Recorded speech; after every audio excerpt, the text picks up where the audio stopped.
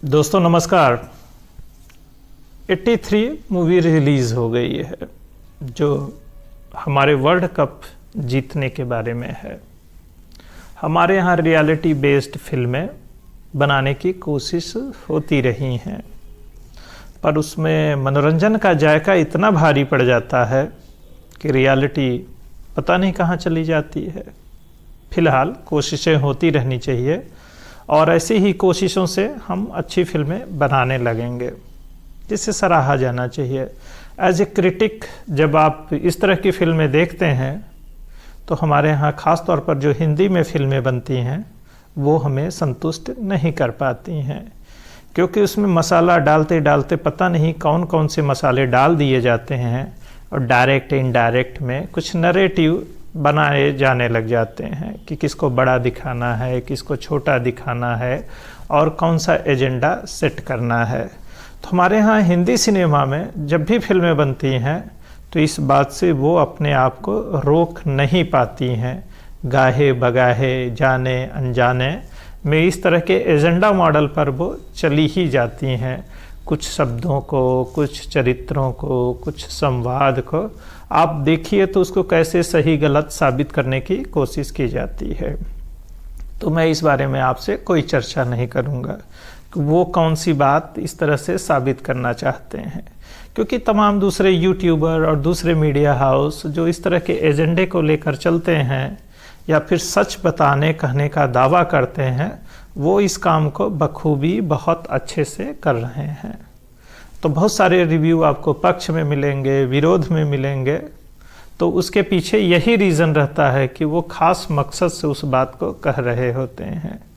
तो मैं न तो स्क्रीन प्ले, न एक्टिंग, न डायरेक्शन और न ही मूवी पे बात करने वाला हूँ। फिर भी मैं रिव्यू कर रहा हूँ, है ना अनोखी बात। तो मैं रिव्यू मूवी का नहीं कर रहा हूँ, मैं रिव्यू 83 वर्ल्ड कप का करना चाहता हूँ कि हमारे आने वाली पीढ़ियों को कम से कम कुछ तो पता चले कि किस तरह के विरोधाभास होते हैं और उसमें किस तरह से अच्छी बुरी बातें रहती हैं। फिर जब आपके पास कुछ कंटेंट होंगे, मटेरियल होंगे, तो धीरे धीरे आप अपनी समझ के हिसाब से उसमें अच्छा बुरा छांट ही लेंगे और वह कोई उसे रोक नहीं पाएगा। आप धीरे धीरे ये समझ जाएंगे कौन सा राइटर, डायरेक्टर किस तरह के एजेंडे को आगे बढ़ाने के लिए कौन सी बात कैसे कहता करता है। तो इससे कोई फ़र्क नहीं पड़ेगा। लेकिन अगर इस तरह की कोई मूवी नहीं होगी तो आप उन घटनाओं को लेकर चर्चा भी नहीं करेंगे। सही गलत तो मानना बहुत अलग बात है। तो 83 की अगर बात किया जाए तो उसमें सबसे बड़ी बात क्या हो रही है, तो 83 वर्ल्ड कप जो हमारी क्रिकेट टीम जीत रही है वो किन परिस्थितियों में जीत रही है, हमारे देश का माहौल क्या है और हमें जो है अपनी दुनिया में, अपने समाज में, अपने देश में हमें हीरोज़ की तलाश है। ये जो सिनेमा में एक्टिंग करते हैं, जो आभासी दुनिया है, वर्चुअल वर्ल्ड है, मतलब सिनेमा में जो सिनेमा के तौर पर आप जो फ़ोटो, वीडियो और अभिनय के माध्यम से चीज़ें देखते हैं वो वर्चुअल वर्ल्ड है। एक कहानीकार है और यह माध्यम पूरी तरह से निर्देशक का माध्यम है, मीडियम ऑफ डायरेक्टर।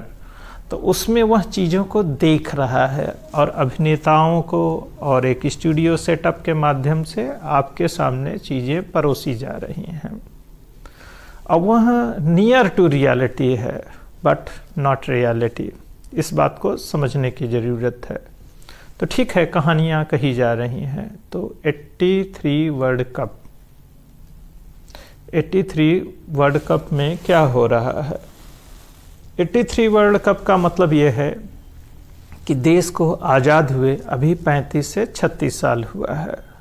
तो आज़ादी की लड़ाई और उस दौरान हुए तमाम हादसे, क्योंकि विभाजन भी उसी समय हुआ है, हिंदू मुस्लिम राइट भी उसी समय हुए हैं, लाखों लोग मारे गए हैं, बेघर हुए हैं।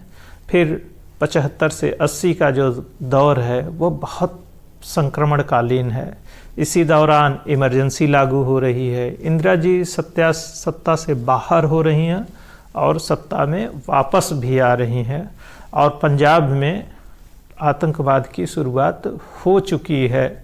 संजय गांधी मारे जा रहे हैं या मारे जा चुके हैं, और 84 में इंदिरा जी को भी मारा जा रहा है, उनका असैसिनेशन हो रहा है। तो जो देश की परिस्थितियां हैं, अगर आप देखिए तो 75 से 85, 90 तक की जो हालात हैं किस तरीके से, केवल आप 83 वर्ल्ड कप को नहीं देख सकते।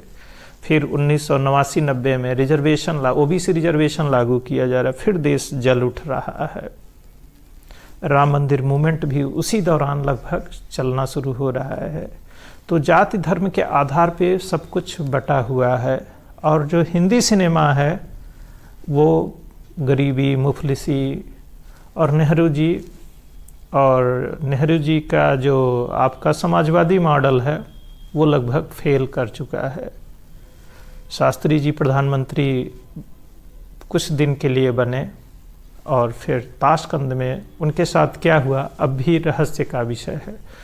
और जेपी मूवमेंट का अंत हो चुका है और देश पूरी तरह से निराशा के दौर में चल रहा है। मतलब खास तौर पर नवयुवक, और पूरे देश में भ्रष्टाचार, हिंसा, अराजकता, जाति, धार्मिक उन्माद, सब कुछ एक जैसा बना हुआ है।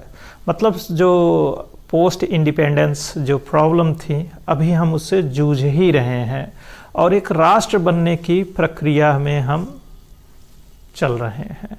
तो 83 वर्ल्ड कप मतलब खेल होता क्या है? अगर आप खेलों की सही व्याख्या करें तो मैदान में जब दो टीमें आपस में लड़ रही होती हैं, मतलब जब खेल रही होती, वास्तव में वो लड़ रही होती हैं, वो युद्ध का एक छोटा सा रूप है जिसमें अपनी हताशा, कुंठा, निराशा पूरा राष्ट्र, समाज, व्यक्ति, टीम निकाल रहा होता है। क्योंकि सामने वाली टीम को आपको हराना है, मतलब आपको जीतना है, आपको खुद को व्यक्त करना है।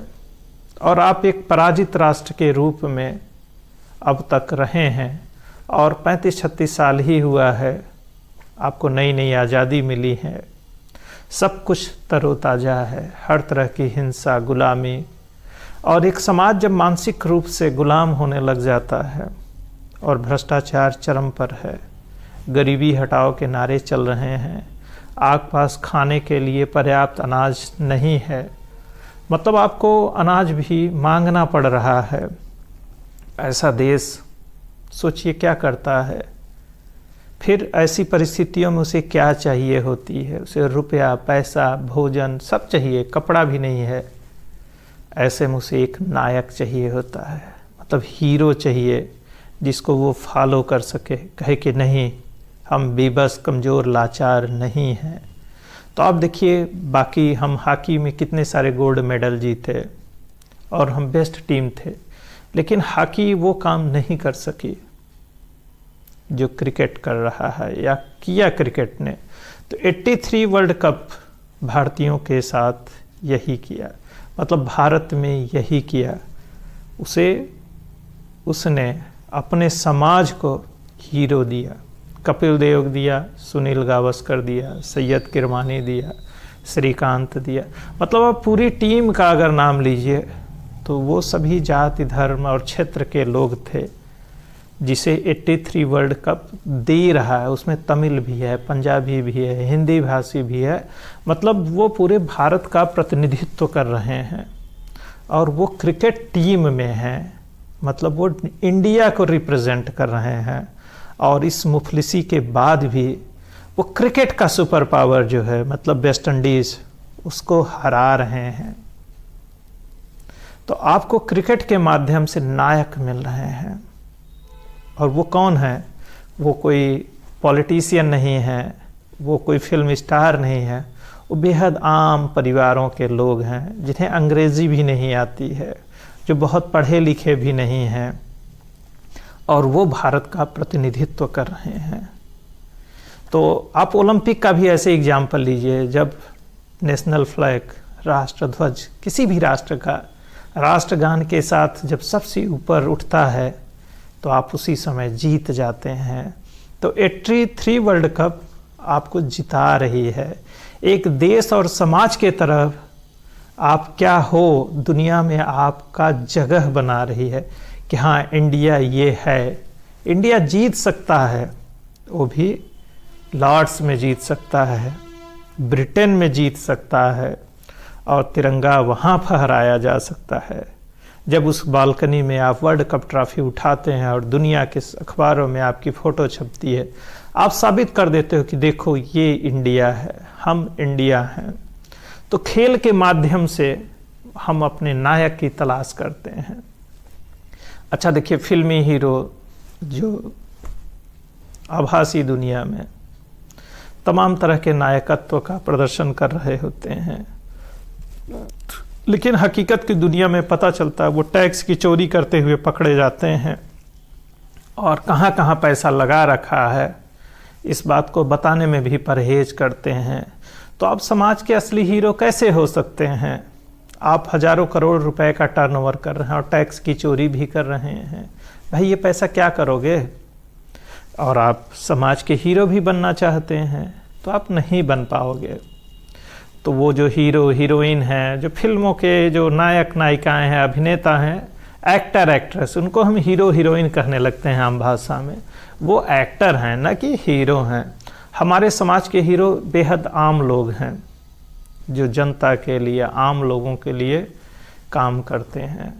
सोचिए, देश का झंडा जब ओलंपिक में सबसे ऊपर जाता है तो नीरज चोपड़ा कैसे हीरो बन जाता है और एक आम परिवार का बच्चा कैसे खास बन जाता है, उसकी दुनिया कैसे बदल जाती है और पूरा देश उसको सर आँखों पे उठा लेता है।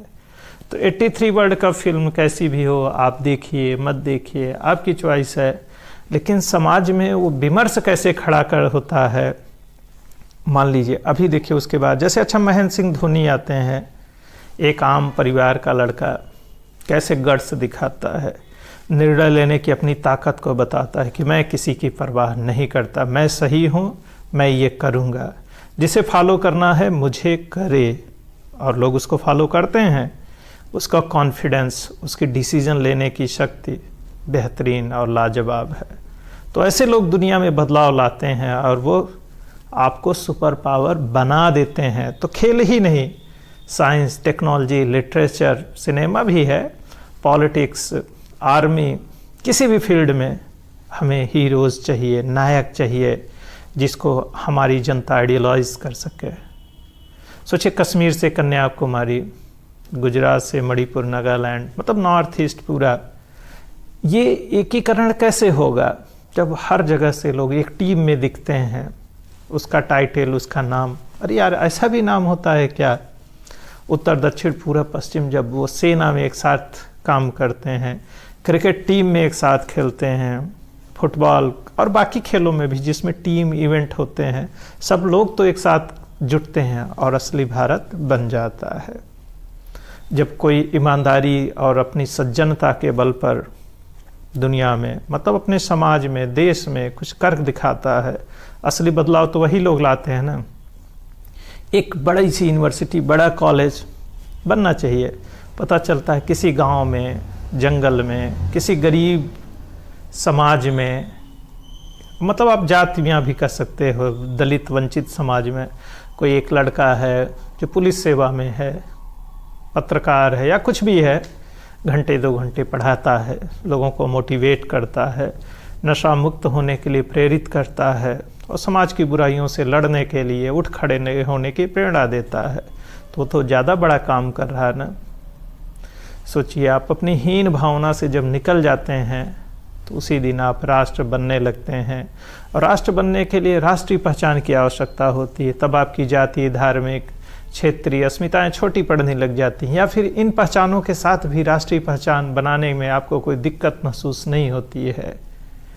तो फिर दुनिया के सामने जब इस तरह की नज़ीर, इस तरह की बेमिसाल चीज़ें जब आप साबित करते हैं, तो वो 83 ने यही किया कि कम संसाधनों और बाकी चीज़ों के साथ भी आप दुनिया में खुद को साबित कर सकते हैं। और इस समय तो देश में इतने कम संसाधन भी नहीं हैं जिसका रोना रोया जाए। मतलब आपका जो परफॉर्मेंस है, जीवन में कुछ भी हासिल करने की जो ताकत है, जो कोशिश है आप आसानी से कर सकते हो और बहुत कुछ हासिल कर सकते हो। तो उसी हासिल करने की कोशिश करिए और 83 की अपने हिसाब से समीक्षा करिए। और इसी शुभकामनाओं के साथ कि हम भी भारत, आइडिया ऑफ इंडिया जो है हम सब का आइडिया है। तो जो मीडिया में आलोचना, प्रशंसा और नेताओं की जो तमाम बतकही होती है, बात का बतंगड़ बनाने की जो प्रक्रिया चलती है, मतलब किसने क्या कहा जिसे समाचार बना दिया जाता है, उससे परेशान मत होइए। आप भी मज़े लीजिए, स्टेटमेंट बयानवीरों की बातें सुनिए। और भारत आप ही हो और आप जैसा हो, जैसा चाहते हो, जैसा बना रहे हो, वैसा ही भारत है, वैसा ही भारत रहेगा, क्योंकि हम ही भारत हैं। जय हिंद, जय भारत।